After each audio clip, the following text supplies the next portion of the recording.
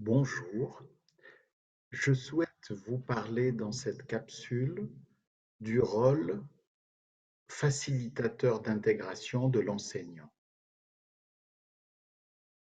Un enfant ou un élève migrant, un élève nouvellement arrivé dans une classe, du primaire ou du secondaire, a deux groupes d'adultes signifiants autour de lui. Tout d'abord ses parents, ensuite ses enseignants.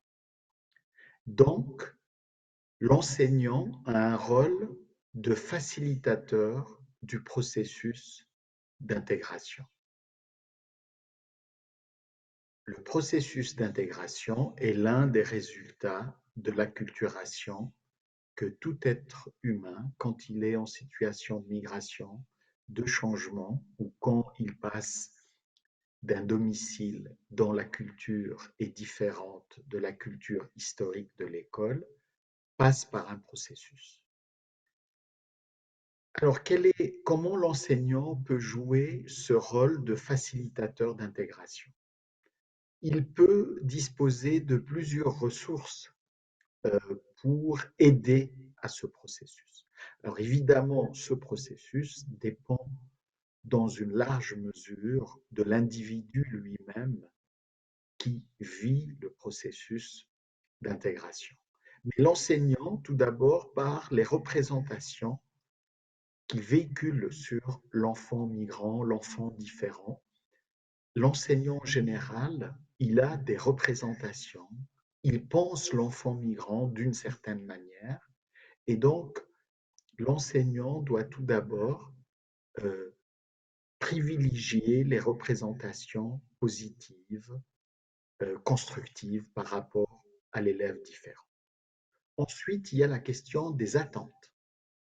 Un enseignant, quand il a des attentes élevées envers tous les élèves, des attentes de réussite, peut déclencher un processus d'intégration réussi.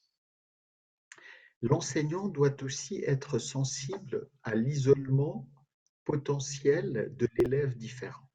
Il doit faciliter les interactions entre l'élève culturellement différent et l'ensemble de la classe, et donc, finalement, dans ces dispositifs didactiques et pédagogiques, l'enseignant doit intégrer la nécessité de diversifier ses styles d'apprentissage, diversifier la manière d'apprendre, tenir compte des langues et des cultures d'origine, et donc il doit tout mettre en œuvre pour faciliter ce processus d'intégration.